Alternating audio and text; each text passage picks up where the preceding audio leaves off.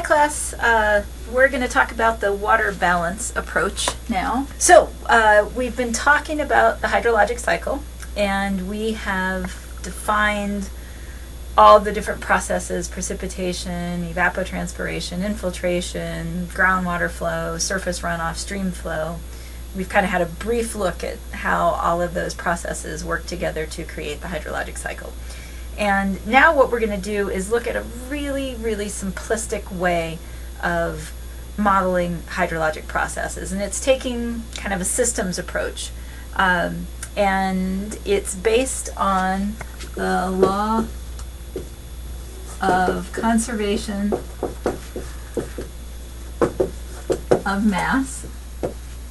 And what we're going to do is we're going to define our system, or define our control volume, and then we're going to apply the law of conservation of mass to the water flowing into and out of our system.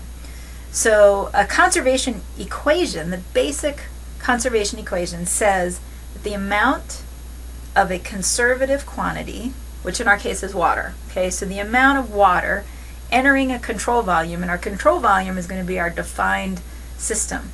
And like I said, we're going to define the system, and so we can make it anything. We could make it a pond, you could make it a pitcher of beer, you could make it the entire Pacific Ocean, you could make it the water in the atmosphere, the water in an aquifer. We can define the system, our control volume, any way that we want.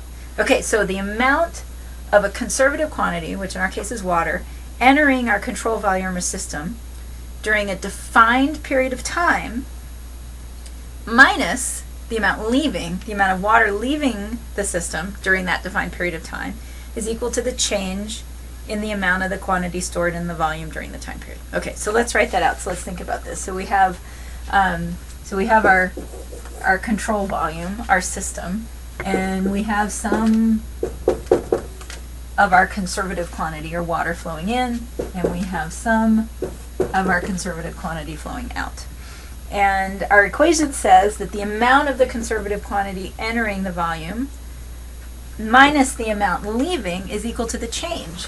So our inflow of water minus our outflow of water is going to be equal to the change in storage in our system over our time period. So this is over delta t.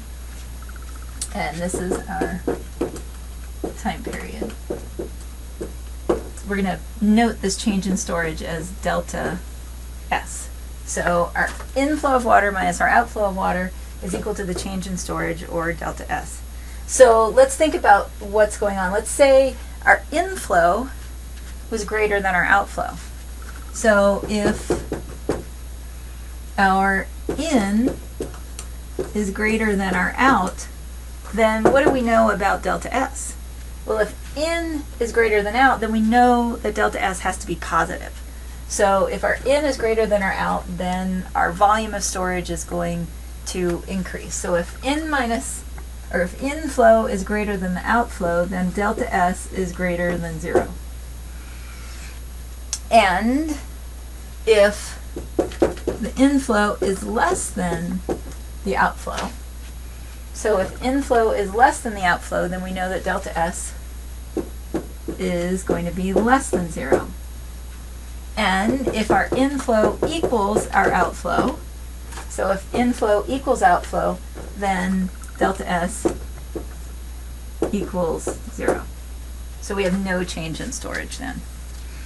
So let's look at how we might actually apply this equation to a hydrologic system. So let's just take a really simple system, and let's just say we have a lake.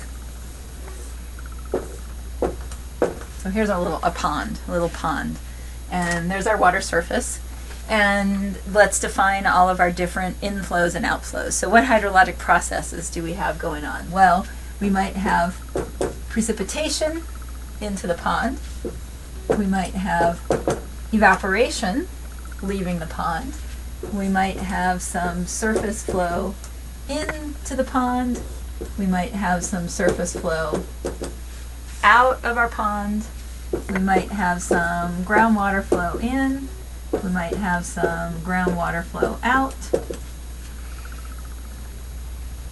And now we can set up our water balance equation on our pond. And now this time our control volume, our system that we're looking at, is just this pond here, right? And so we can define inflows to the pond and outflows from the pond based on this definition of our system. And then we might have a change of storage in our pond. So let's set up our water balance equation. In minus out equals the change in storage. So our inflows are P and Q in and maybe groundwater in. And then our outflows are evaporation, groundwater out, surface water out, and then that's going to be equal to our change in storage.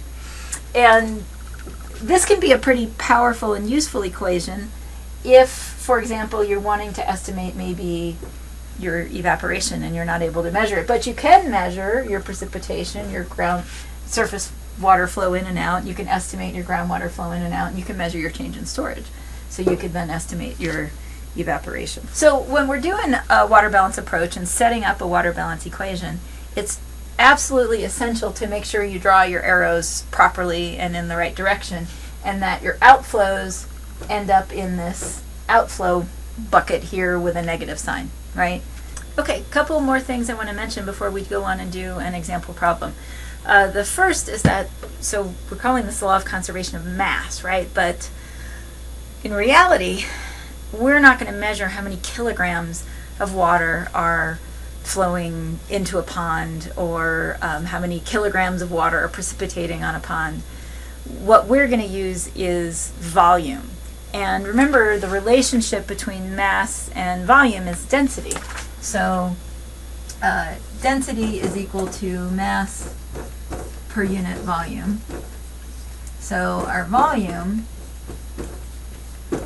is equal to our mass divided by the density.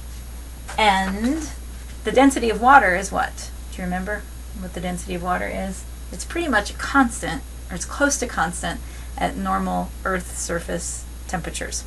Now we know the density of water does vary with temperature, but for normal Earth surface temperatures, we've been assuming that the density of water is about equal to 1,000 kilograms per cubic meter, or 1 gram per cubic centimeter. So if this density value is a constant, we have our equation set up to conserve mass. The density is going to cancel out of every term, and we can actually just use volume. So what we're going to be doing is looking at volumes of water flowing in and out of our systems. And then the other thing that's a little tricky about this is that we're not always going to be talking about volume expressed in length cubed. So volume is length cubed. Often in hydrology, what we do is we divide the volume by the area, the land area over which the water is applied, which gives us the depth of water. So a lot of times we're actually going to be using units of depth. So precipitation, we measure how many inches. Evaporation, we measure how many inches or centimeters evaporate from a pond or a lake or a river, or soil or plants. And then we measure infiltration in units of depth, how many inches or centimeters per hour or per day infiltrate. So we're actually going to be expressing volume of water in terms of depth applied over an area. Where it gets a little bit tricky is that stream flow is often expressed in units of volume per time, cubic feet per second, cubic meters per second. And so then you have to convert that to units of depth by dividing over whatever area you're applying the water over. So that's our basics to start out. What we'll do next is an example problem.